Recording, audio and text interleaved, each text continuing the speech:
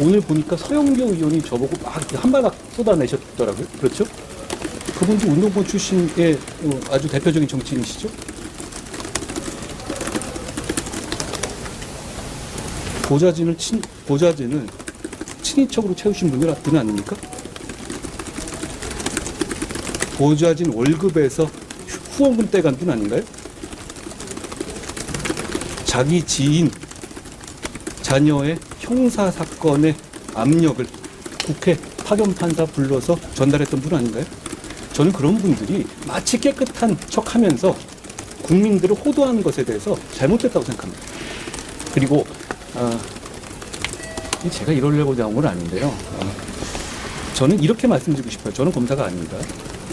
검찰은 대한민국의 사법 질서를 지키는 하나의 도구일 뿐이에요. 그리고 의인화해서 생각할 문제가 아닌 것이죠. 그러면 어느 집단에서 어떤 정권이 바뀔 때나 의인화돼서 될 문제입니까? 예를 들어서 국회는 그럼 4.4.5의 책임을 아직도 물어야 되는 것일까요? 그렇진 않고요. 어느 집단이나 문제가 있을 수 있습니다. 문제가 있으면 문제를 해결하면 되는 것이지 그 집단 자체를 그렇게 악마화할 경우에는 그 기능 자체에 대한 국민의 신뢰가 없어져요. 그러면 이 검찰 집단이란 모든 국민의 범죄 혐의라든가 피해를 구제하고 최종적인 기소를 담당하고 그리고 여러 가지 민사적인 어떤 대행도 하잖아요. 친생제라든가 이런 거 할 때 그런 걸 하는 중요한 국가의 기구인 도구를 이렇게 악마화할 경우에는 그 피해는 국민에게 돌아갑니다. 그 신뢰를 해줘야 되는 거예요. 잘못된 사람 속아내면 되는 것이고 문제를 바로 잡으면 되는 겁니다. 그런데 지금 민주당이 검찰을 악마화하는 것은 그런 취지입니까? 그렇습니까? 정말? 그렇지 않지 않습니까? 저는 그 점을 분명히 말씀드리고 싶은 것이고 잘못된 부분 지적해 주십시오. 제가 관장하고 있는 기관이니까 제가 엄정하게 도려낼 겁니다. 그런데 그 기관 자체를 악마화할 경우에는 그 기관에 대한 국민의 신뢰가 떨어지죠. 그러면 국민을 범죄로부터 보호하고 국민의 여러 가지 권리를 보호하는 준사법 기관의 어떤 중요 기능 자체를 마비시키는 것이에요. 신뢰를 없애버리는 것이죠. 그건 국민에게 피해가 갑니다. 저는 그것에 대해서는 안타깝게 생각합니다.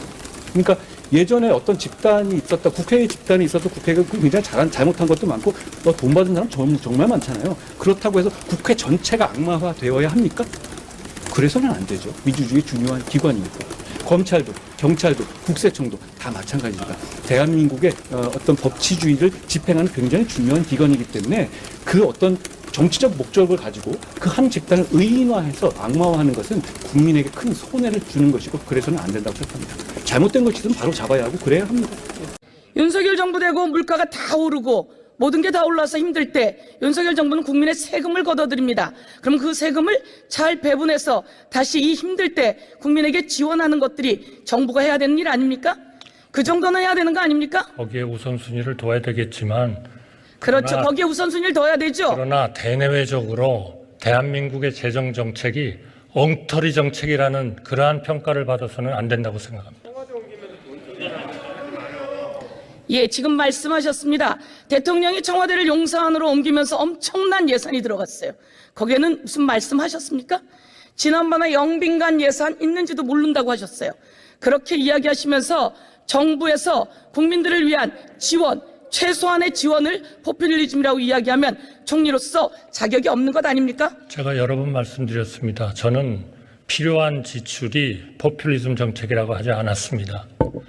능력도 없으면서 빚을 얻어서 국민들에게 인기만을 얻기 위해서 하는 정책이 안 된다는 말씀을 드리는 겁니다. 예, 그러면 대통령으로서도 정부로서도 자격이 없다. 국민이 오늘 말씀을 잘 기억할 거라고 생각합니다. 우리들의 세금은 서민증세 형태로 그렇게 많이 끊어가고 그리고 나서 이렇게 돌려주는 것은 포퓰리즘이다. 이렇게 이야기하시는 한덕수 총리의 이야기를 꼭 기억하도록 하겠습니다.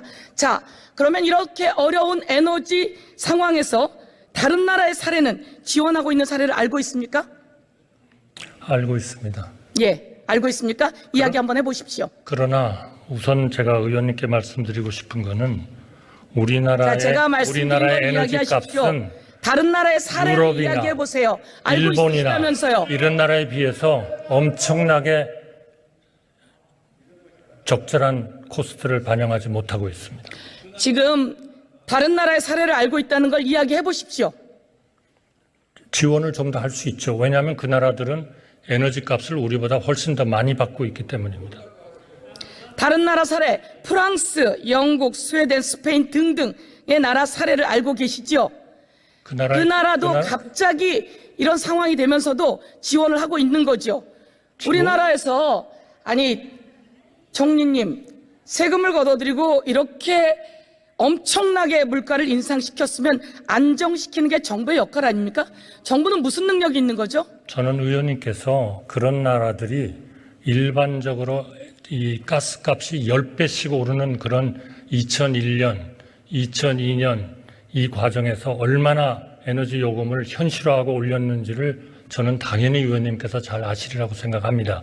그렇게 올리면서 약자를 지원한 겁니다. 우리처럼 아무것도 하지 않고 가격은 10배로 뛰는데 국민들의 인기만을 위해서 그대로 가격을 유지하는 거, 이거는 나라를 운영하게 할 수 있는 그러한 합리적인 정책이 아니다. 저는 그렇게 생각합니다. 아무것도 하지 않고, 윤석열 정부가 아무것도 하지 않고란 뜻이군요.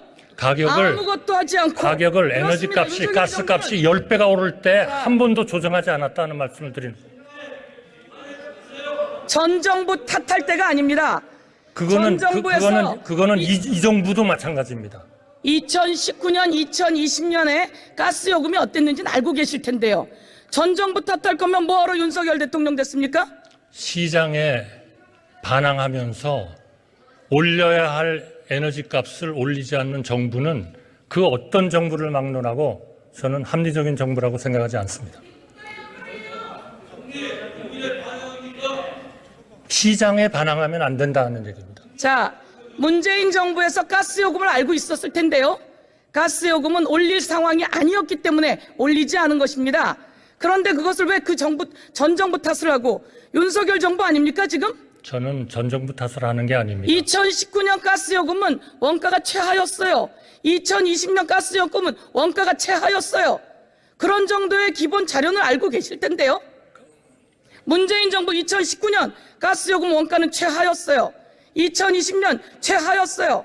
그렇지 않습니다. 2001년 3월서부터 2021년 3월서부터 2021년 3월까지는